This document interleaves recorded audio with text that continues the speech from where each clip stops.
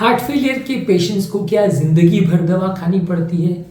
ये एक इम्पॉर्टेंट सवाल है जो अक्सर लोग हमसे पूछते हैं जब कभी भी किसी व्यक्ति को हार्ट फेलियर के लिए हम ट्रीटमेंट चालू करते हैं। ये सबसे इम्पोर्टेंट सवाल लोगों के दिमाग में आता है कि क्या उन्हें जिंदगी भर ही दवाई को खाना पड़ेगा, क्योंकि जब कभी भी वो दवाइयाँ लेते हैं थोड़े टाइम के बाद उन्हें ठीक लगने लगता है, उनको ओवरऑल सिम्टम में राहत मिल जाती है, लेकिन पंप फंक्शन पूरी तरह नॉर्मल नहीं होता। कई बार कुछ सालों तक भी दवा चलती रहती, कई बार लाइफ टाइम भी हमें नहीं बोलते दवा लेने के लिए। तो अक्सर ये कॉमन क्वेश्चन लोग हमसे पूछते हैं। तो आज डिस्कस करेंगे क्या फैक्टर्स है जिस पर डिपेंड करेगा कि व्यक्ति को लाइफ टाइम दवा लेनी है या नहीं, और उसको कब किस सर्कमस्टेंस में हम बोल सकते हैं कि वो दवा बंद कर सकता है। टॉपिक पर जाने से पहले जो लोग हमारे चैनल पर नए हैं उन्हें रिक्वेस्ट करूँगा कि चैनल को सब्सक्राइब करें, वीडियोस को लाइक करें, शेयर करें, फॉलो करें, कमेंट करें, पूरा देखें। यूजली अगर किसी व्यक्ति को सीवियर हार्ट फेलियर है और दवाओं के बावजूद अगर वो पूरी तरह ठीक नहीं हुआ है तो डेफिनेटली मान के चलिए कि उसको लाइफ टाइम दवा खानी पड़ेगी, क्योंकि हार्ट फेलियर में पंप फंक्शन सुधारने की कुछ मेडिसिन आती हैं। ये सारी दवाइयाँ अलग अलग तरीक़ों से काम करती है और सिग्निफिकेंटली पंप फंक्शन को सुधारती है। जितने ज़्यादा समय तक हम इन दवाइयों को देते हैं उतना उम्मीद होती है कि ये पंप फंक्शन को सुधारेगी। कोई भी गाइडलाइन ये नहीं कहती है कि इन दवाइयों को हम कुछ निश्चित समय के बाद बंद कर सकते हैं, या बंद करने के बाद का जीवन कैसा होगा इसको प्रेडिक्ट करने के लिए कोई ट्रायल्स या कोई गाइडलाइंस अवेलेबल नहीं है। आज तक तो यही माना जाता है, या ज़्यादातर गाइडलाइंस तो ये सजेस्ट करती है जिस तरह से BP, sugar, cholesterol, heart attack की दवाइयाँ लाइफ टाइम चलती है, उसी तरह से हार्ट फेलियर की मेडिसिन भी यदि अगर किसी को हो जाए तो लाइफ टाइम चल सकती है। हाँ, एक शर्त यह है कि अगर किसी व्यक्ति को मान लीजिए हार्ट फेलियर था, सिग्निफिकेंट उसका पंप फंक्शन डाउन हुआ था या उसको सिम्टम्स थे, लेकिन कुछ समय दवाइयाँ देने के बाद यदि वो बिल्कुल ठीक हो गया, उसके सिम्टम्स पूरी तरह से कम हो गए, उसको प्रॉब्लम्स आनी बहुत कम हो गई, उसकी तकलीफ पूरी तरह से चली गई, तो वैसे पेशेंट्स को यदि पंप फंक्शन भी पूरी तरह नॉर्मल हो गया है, यानी 55-60% जैसा इजेक्शन फ्रैक्शन आ चुका है, वैसे केसेस में हम कभी कभार दवाई को बंद करने की सोच सकते हैं। हालांकि गाइडलाइन इसको पूरी तरह से सपोर्ट नहीं करती, क्योंकि इस तरह के केसेस में भी बीमारी के वापस पलट के आने का सिग्निफिकेंट चांस होता है। तो ऐसा नहीं मान के चल सकते कि अगर 50-55 या 60% पंपिंग आ गया तो उसके बाद हमने दवा बंद कर दी तो पेशेंट को कभी कोई तकलीफ नहीं आएगी, ऐसा नहीं है। वैसे पेशेंट को भी निश्चित रूप से फॉलोअप करते रहना पड़ेगा, रेगुलर उनका ईको देखते रहना पड़ेगा, और इसमें भी सिग्निफिकेंट चांसेस ये है कि पेशेंट को वापस से हार्ट फेलियर के सिम्टम्स हो सकते हैं, वापस से उसका पंप फंक्शन जो पहले दवाइयों के माध्यम से सुधरा था फिर से बिगड़ सकता है। तो इसलिए एटलीस्ट अगर हम दवा बंद कर भी रहे तो भी उनको क्लोज फॉलोअप में रखना पड़ेगा, रेगुलर ध्यान देना पड़ेगा कि उनकी कंडीशन बिगड़ तो नहीं रही है, वापस खराब तो नहीं हो रही है। ज़्यादातर पेशेंट्स में जहाँ सीवियर हार्ट फेलियर होता है हम ट्रीटमेंट चालू करते हैं, वहाँ दवा से पंप फंक्शन कुछ हद तक इम्प्रूवमेंट तो आता है, पर ज़्यादातर में पंप फंक्शन पूरा नॉर्मल नहीं होता, पूरा 60 तक नहीं आता। अगर हमने 25, 30, 35 पंप फंक्शन से चालू किया तो पंप फंक्शन इम्प्रूवमेंट होके 35 से 40-45% तक जा सकता है। बहुत अच्छी किस्मत रही और सब कुछ ने अच्छा वर्क किया तो 50% भी जा सकता है, पर पूरा 60 होने के चांस बहुत कम है। बहुत कम केसेस में, मे बी मैक्सिमम 5-10% केसेस में ही पूरा नॉर्मल होता है, वो भी तब जबकि हार्ट फेलियर बहुत ज़्यादा सीवियर ना रहा हो और सेल्स की ज़्यादा मृत्यु ना हुई हो। हार्ट के सेल्स ज़्यादातर प्रिजर्व्ड हो, जिसको वाइबिलिटी के हिसाब से हम नापते हैं कि अटैक के बाद या फेलियर के बाद कितने सेल्स बचे, कितने मर गए। तो अगर ज़्यादातर सेल्स जीवित है तो उसमें वापस जान आने की, ताकत आने के चांसेस अच्छे हैं, और बहुत सारे सेल्स अगर मर गए हैं तो फिर वो मरे हुए सेल्स वापस जीवित नहीं होंगे, नए रीजनरेट भी नहीं होते ये सेल्स। तो इस तरह के सेल्स में फिर मान के चलना पड़ता है कि थोड़े टाइम के बाद पेशेंट का पंप फंक्शन डिटोरेट होता है। तो यदि किसी व्यक्ति को सीवियर हार्ट फेलियर है और अगर वो हार्ट फेलियर पूरी तरह ठीक नहीं होता है तो मान के चलिए दवा लाइफ टाइम ही चलेगी। अगर ठीक हो जाता है और पंप फंक्शन काफ़ी हद तक नॉर्मल आ जाता है और कोई सिम्टम्स नहीं है तो हम दवाओं को बंद कर सकते हैं। पर फिर भी मेरा सजेशन ये होगा कि एक तो हम रेगुलर फॉलोअप रखें उन लोग का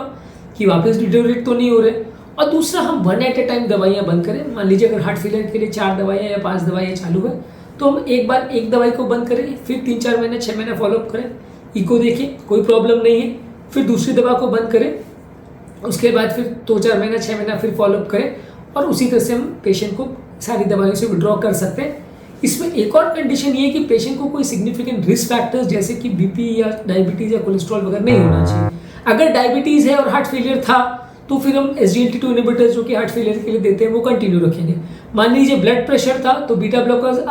RAS inhibitor group of medicine और स्पाइनोलेक्टन एंटागोनिस्ट जो हम हार्ट फेलियर के लिए देते हैं ये ब्लड प्रेशर भी कम करती है, तो हम प्रीफर करेंगे कि ये दवाइयों को ही हम कंटिन्यू रखें और बीपी कंट्रोल करने के लिए हम बाकी दवाइयों के बदले इस दवाई को ही कंटिन्यू रखें, क्योंकि ये बीपी भी कम करेगी, बाकी फायदे भी करेगी, तो हम इसको कंटिन्यू करने का प्रेफर करते हैं। मतलब शर्त ये है कि पंप फंक्शन एक तो पूरा नॉर्मल हो जाना चाहिए, शर्त ये है कि पेशेंट रेगुलर फॉलोअप में रहना चाहिए, शर्त ये है कि पेशेंट को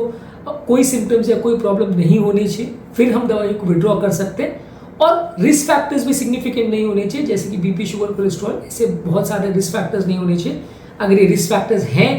तो हम काफ़ी चांसेस है कि दवाइयों को कंटिन्यू करेंगे, और मे बी दवाइयों के डोजेस को एडजस्ट कर सकते हैं, दवाइयों के टाइप्स को एडजस्ट कर सकते हैं, लेकिन ज़्यादातर हम पेशेंट से यही उम्मीद रखेंगे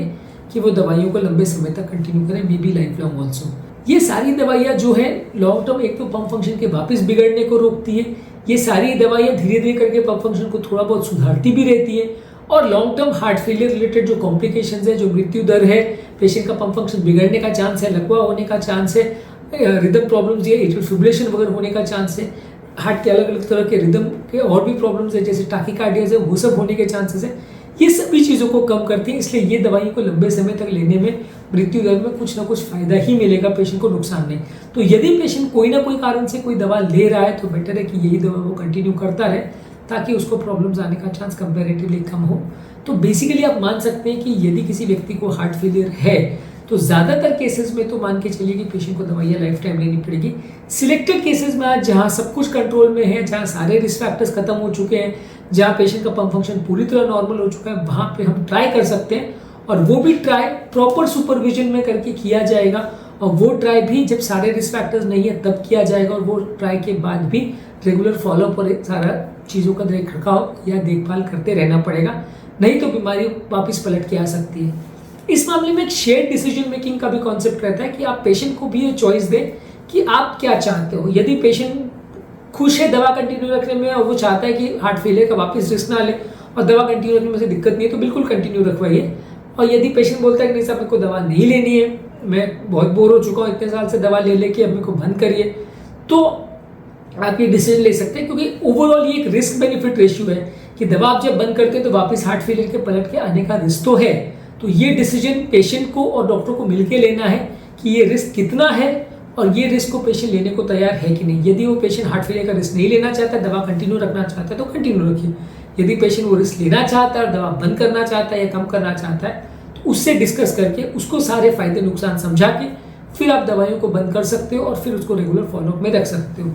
यदि कोई पेशेंट ऐसा है जिसके काफ़ी चांसेस है कि वो फॉलोअप में वापस कभी नहीं आएगा, या उसके फॉलोअप में ना आने के चांसेस सिग्निफिकेंट है, कहीं और दूर जाके रहने वाला हो, ऐसा लॉन्ग डिस्टेंस पेशेंट वगैरह हो, तो वैसे में आप बेटर होंगे कि दवाइयों को कंटिन्यू रखें, क्योंकि वैसे केस में सडनली पेशेंट बिगड़ के जब आपके पास वापस आएगा, आप फॉलोअप नहीं रख पाओगे, तो काफ़ी चांस है कि तब कंडीशन और ज़्यादा बिगड़ चुकी होगी। हमने ऐसे काफ़ी पेशेंट्स देखे हैं जो लंबे समय में काफ़ी बिगड़ी हुई हालत में हमारे पास आते हैं, और सब में कॉमन स्टोरी ये मिलती है कि साहब 3 महीने से 6 महीने से साल भर से दवा बंद है। तो बंद करने के बाद बिगड़ते बहुत सारे पेशेंट्स हैं, तो इसलिए अगर सिग्निफिकेंट हार्ट फेलियर है और ज़रूरत है तो दवा कंटिन्यू रखने में और खासकर लाइफ टाइम कंटिन्यू रखने में ही